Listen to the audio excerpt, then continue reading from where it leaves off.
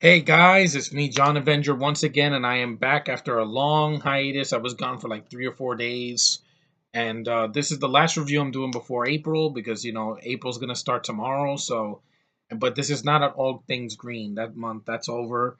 This is a review of a movie I just saw in the theater like 12 hours ago or something like that, and it was the 2017 Ghost in the Shell live action movie. What did I think? It was freaking awesome. I know a lot of people were saying that this movie is soulless. It's nothing like the anime. It's whitewashing. It's this and this and that. No, go screw yourself. You know what's soulless and boring? This freaking movie. This was soulless and boring. Freaking Rogue One. This was a boring movie. This was a movie that didn't do anything right, and it didn't have whitewashing. It had a bug-tooth beaver, doe-eyed freaking lead as your freaking thing. I spit on that movie. This movie was way better. This film it looked beautiful. It's a freaking visually stunning, masterfully told freaking live action adaptation of a great anime. And yes, it would have been better with an Asian girl instead of Scarlett Johansson. I don't know. I'm not an expert on casting. But guess what? Scarlett Johansson kicked ass. She proved once again, without a shadow of a doubt, she belongs in this business. She proved in this movie, yes, her monotone delivery is supposed to be that way because she's a freaking android. So it makes sense. And the fact that she was able to carry this movie on her own, and I really enjoyed the film. I don't love the film. There are some problems, and I'll get to that, but it was a good experience in the theater. I don't think the film is dumb or soulless or lifeless. Like I said, Rogue One, that's the soulless movie because I saw that a month ago and I felt nothing. Here, every time Scarlett's on screen, I was in love. I was like, "You are so beautiful, and you're such a ass kicker. You'd belong on the screen. You really do." And every scene she's in, the visual effects are freaking stunning. I'm gonna get to the good stuff first. Scarlett Johansson is freaking great in this role as the Major. There's a lot of callbacks to her character from the anime. They have her actual name at the end of the credits. I'm not gonna spoil it, but it says her real name, which is Motoko Kusanagi. That's from the anime, and also the end credits music is the music of the that song. It was in the anime. It's in this movie. If anyone says that this movie is not a faithful adaptation of the anime, they're freaking high as a kite. This is as freaking faithful to an adaptation as you're gonna get. Second, the visuals are fan freaking tastic in this movie. Rupert Saunders, this is the guy that did Snow and the Huntsman. He did a much better job here. The film looks great. There's no shaky cam.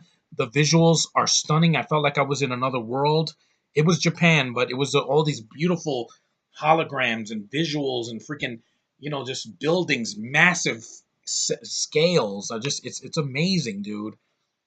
I felt like I was watching Blade Runner or Fifth Element or something like that, or even Inception in some cases, with the large scale city, and the scene in the water. It was like the scene with DiCaprio in Inception. It was really well done. I loved looking at the film. It was a beautiful looking film, great visuals, great style.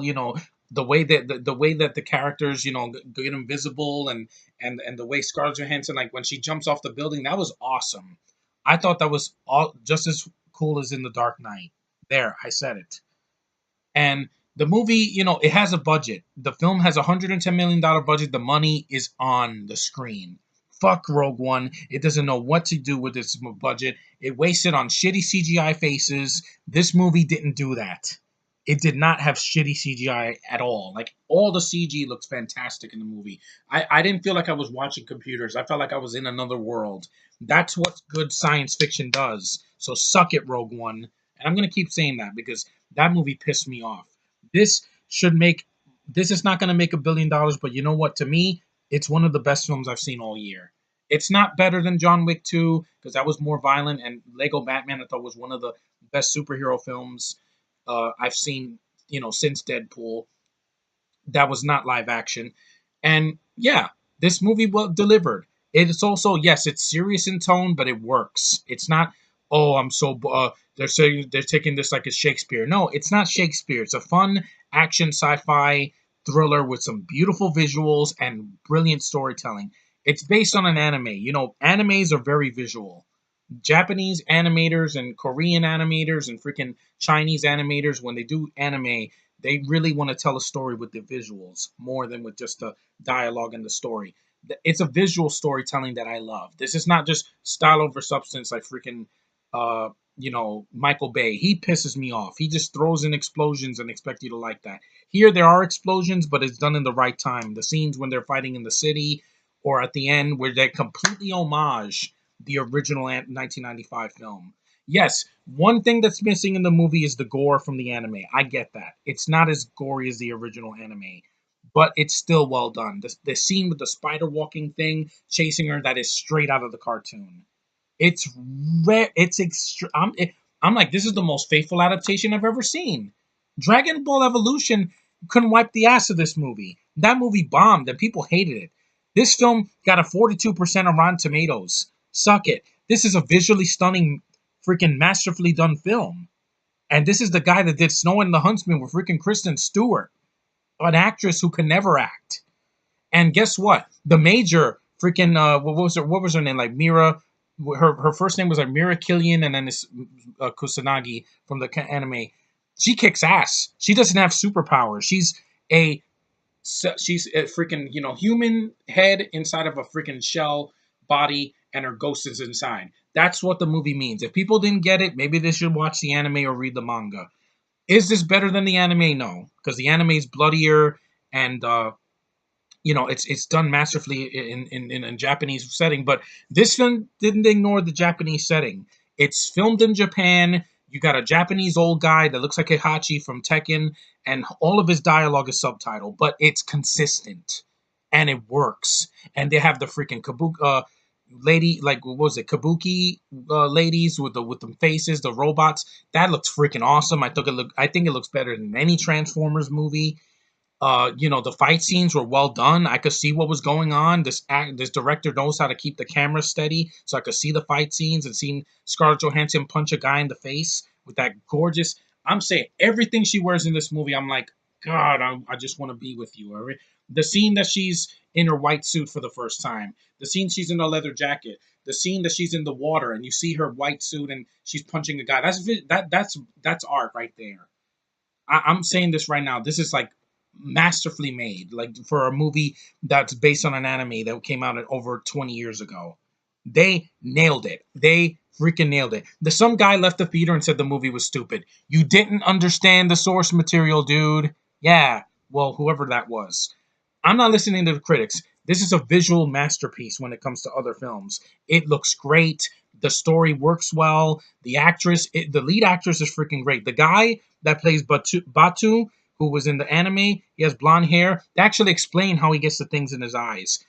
See? But it's not done in a way that beats you over the head with long exposition. No.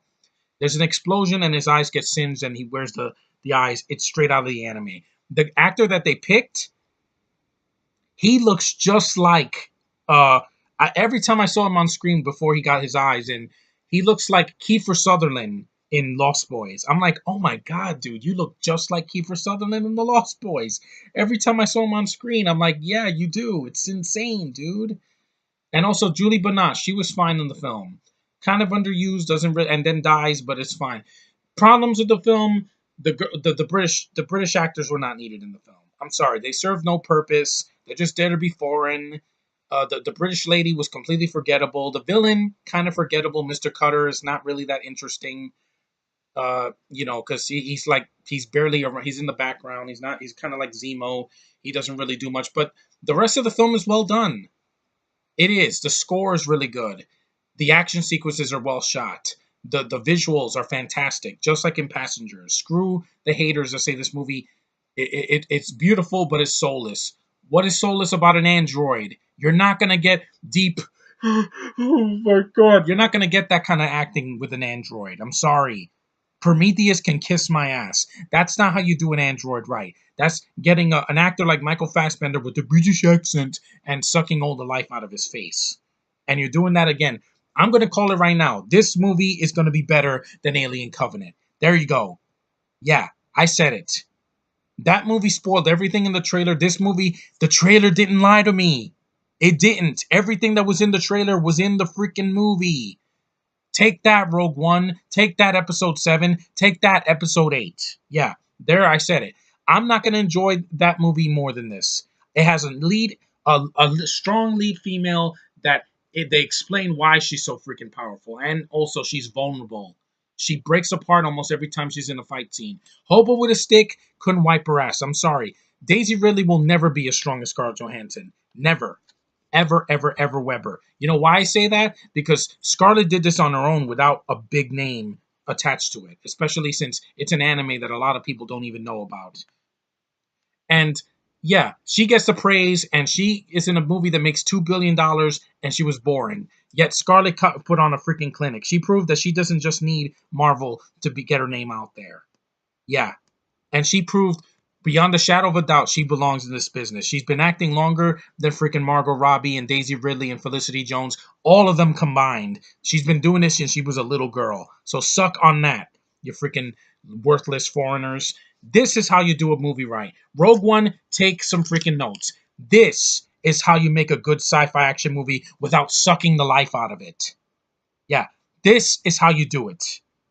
This movie, I was like, I wish Rogue One was like this. It's shorter. It doesn't drag for 2 hours. The action's fluent. The story's interesting. The visuals are stunning. The lead actress is great, and she's giving a great performance. But crossing the boundaries between freaking human and android, and it meshes well. Michael Pitt, he plays one of the other androids. He's good in the film for what he has to do. Is a little bit weird to understand him because like, but great visual effects.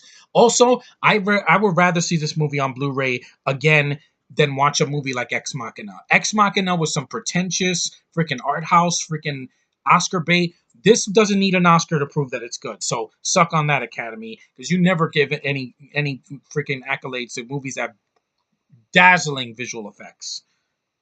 Yeah, this movie was good. It's gonna be in my top 10 for sure. Not in my top 5 because I still haven't seen Guardians yet. That is the one I am waiting for.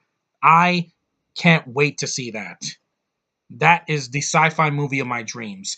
I went to the theater and I had fun. Some people clapped at the end. There was some funny moments where Scarlett Johansson flips a bird at Batu. That was fun.